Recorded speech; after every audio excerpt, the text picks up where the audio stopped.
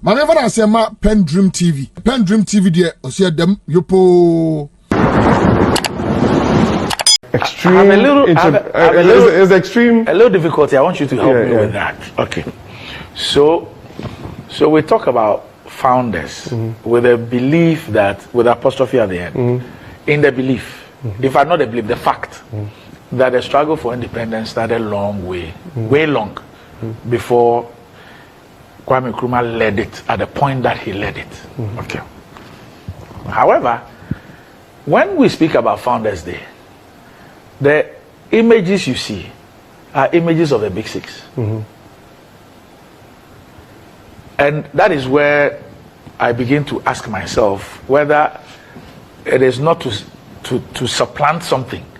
Because that's what I see. If you go to the redecorated mausoleum today, you would see, I haven't been there, so I don't know if, for example, Park Grant is there.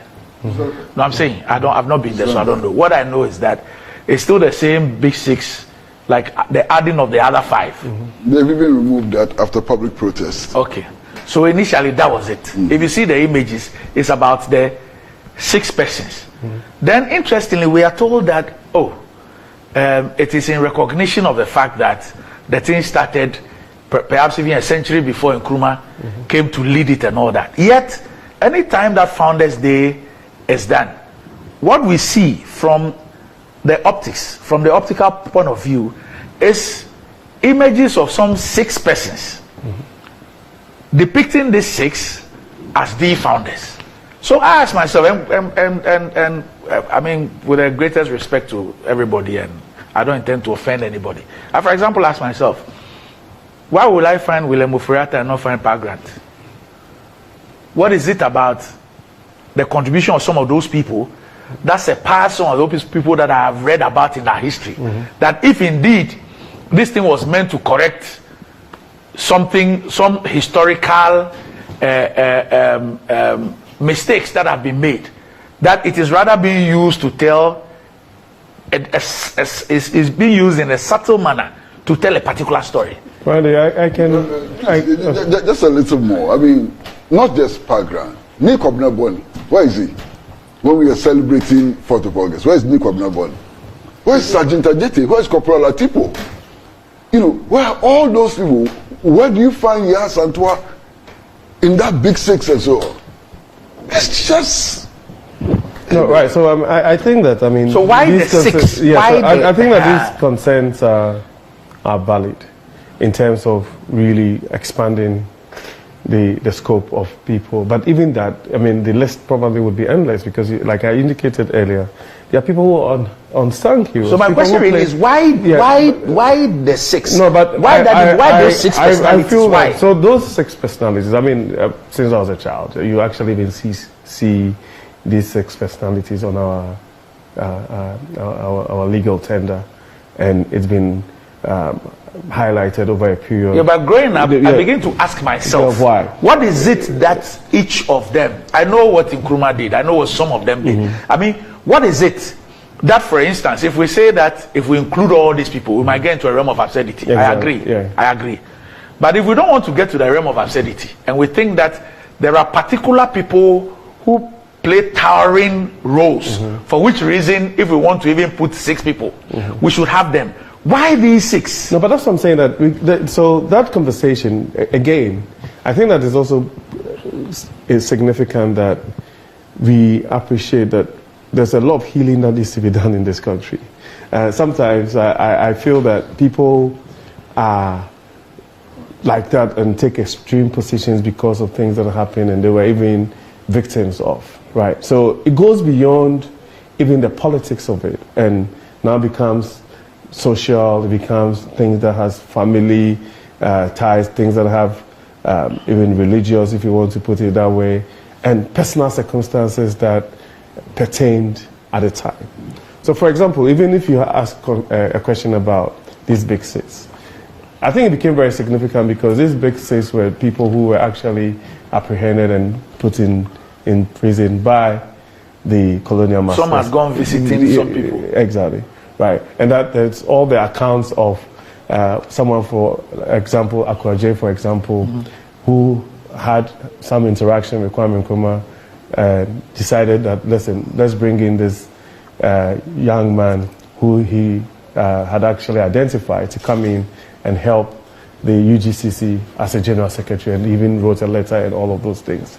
And the UGCC at the time, with some of these people, facilitated Nkrumah's return to Ghana to start the struggle. So and that's what I'm saying, that it's very difficult to convince someone who has held a certain position for a very long time, especially when it dovetails into a conversation around ideology, around this whole conversation around independence now, or independence in the shortest possible time, and all the things that pertain there. So it's almost as if that we are mixing a whole bunch of things, and whether you like it or not, like I've always used this example here. I mean, I grew up in a home that, I wasn't around when Nkrumah was president, right? I grew up in a home where my dad and his brothers didn't have anything positive to say about Kwame Nkrumah because of personal experiences, right? And it would shape. So apart from the things that would be about in analyzing or evaluating maybe Nkrumah's leadership, his presidency. Yes, they can have that view. Yeah. But when it comes to the issue of founders and those things, for me, it's not about what you think about a person. It's about facts. Yeah, but historical records. Yeah, but then that's what I'm whether saying. you like the person or not, Randy, nobody can take away the fact that Jerry John Rawlings was president in the Fourth Republic from period A to period B. Whether you like him or you loathe him, that fact, it's there. Right. I mean, Randy, that's what I'm saying, that it's all about also sometimes respecting people's views and opinions on some of these things. And so for one person, they feel that, listen, these persons or everybody that played some role, either known or unknown, should have some significance. I'm telling you that's why I told you now, that there's also I'm prepared. I'm also prepared to even accept. Yes. You see, because I look around Africa. I don't even want to go beyond that. I look around Africa. The people who are celebrated as the founders of some of those African countries, they didn't start the independence struggle in their respective countries. They didn't. So whether you are going to Kenya or you are going to Tanzania or you are going anywhere, those who are celebrated and are everybody agrees that they are the founders, they didn't start the independence struggle. But you see, Randy, so if you want to talk about the fact that the struggle started from somewhere, people know that. Randy, you understand what I'm saying? Yeah. People know that. So if we even come to even policies in this country, and I decide to, let me even use two policies in Ghana. Health insurance, free senior secondary school. In one form or the other, it was started by some other people. But there's a certain recognition that, look, somebody maybe did it differently or did this and did that. And those people would want to be seen as those who spearheaded it. I hope you understand what I'm saying. Exactly. Yes. I'm saying, So as an O-level opportunity to do what perhaps is right, just to go by what you're saying, then what we do is to recreate history with the images of some 6 particular But people. that And for my children to be able to read about those 6 people and the fact that they were pivotal in the fight for independence, and not have the opportunity of reading about all those stalwarts. Why would any government want to subject me to that? I share that sentiment in terms of basically widening the scope and having this conversation in a proper way, devoid of the sentiment. Otherwise, you see, the moment you go into this whole issues to do with sentiment, for example, there are people who have never forgiven Kwame Nkrumah from being the liberator to at a point actually becoming what they will call a tyrant, or somebody who decided to impose himself on this country as a lifetime president, and they will never forgive him for that. You understand what I'm saying? But like you said, and I take your position, that it does not take away from him in terms of his conviction, the passion, and dedication that he showed for us to become independent. Is it okay for people to have a certain level of disquiet and be disgruntled by the happenings of a period? Yes. Undoubtedly. And then the reverse The reverse is also true, whereby some elements also feel that he did all of those things because of certain incidents or things that happened at a point, and they use that to justify those actions. But the truth of the matter is that if you are affected, if you are somebody who's been impacted negatively, and we can even extend this conversation, you mentioned Rawlings, right? We can even extend this conversation to people who, for one reason or the other, were victims of a so-called revolution, who up to today will not be able to forgive people who perpetrated these things. You understand what I'm saying? So I believe strongly that as a country, we have to get to the point where we would, take a cue from President Akuffo, for example, and go back to this whole conversation around reconciliation and all that. Because in one breath, you say somebody wants to rewrite the history. In another breath, we want to also undermine or underestimate the contributions of other persons. You cannot do that concurrently.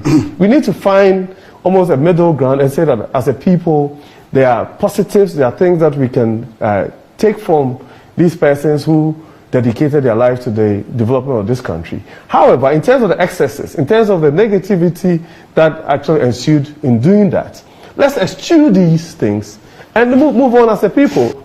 I'm not sure anybody will have a problem if we decided that, look, there are a lot of people who participated in the struggle. We need to have a Founders Day celebrated. Yes. I'm not sure people have a problem, but when you decide to use some particular photographs, then that becomes, I mean, everybody can tell the subtle rewriting of the history. Why do we always think that we are smarter than everybody else? Randy, you see, I don't even want to dispute you on that score. But the point is that you can say for both sides of this conversation. You understand? And that's why I'm saying that if you're not careful, you will just take one entrenched view. There were times in this country where anybody that spoke about anything that had to do with the so-called UP tradition and everything, right? These are people who are even termed to be terrorists and were throwing bombs and all of those things. Then you have another school of thought that said these are people who try to oppress the people of this country, came out with an obnoxious law, which was a PDA and everything. So if you sit in a room like we used to do debate in school, if you took me speaking for this side and took another person speaking for that side, we would have arguments against. I'll listen to the facts. Against each other all day. And I'll express an opinion. Exactly. And largely, you might find that there's some level of stereotyping and all that. But I mean, I'm just saying that, look, even in looking for you see, there's this photograph. Anytime I see, from when we started this Founders Day, anytime I see that photograph, then the issue of the Big Six also comes to mind. And the declaration, the polo, so those people on that days, you could easily have played PR around it and made those people, for example, founders of Ghana, because on the day that the declaration was being made, those were the people who flanked the man. It's that kind of thing. This one, this one. It's that kind of, you can use this, whether it's for a currency or something, commemorative, a picture. But it is the narrative that you put around it, which creates the problem. If everybody knows that, oh, this was the people who flanked Nkrumah, their names are this, Welbeck, this, that, fine. But immediately you put a certain narration around it, which is not what it is, but is intended to have a certain effect. That's where the problem comes in. And then people would see that, oh, you're just seeking solace in some historical fact in order to tell a certain story that you once said. That's most insincere. Anyway. PENDREAM TV now, so far so good. Say open online portal e wo Ghana. Nipa share, nipa follow, nipa comment here. To my best of knowledge, without any biases, PENDREAM TV.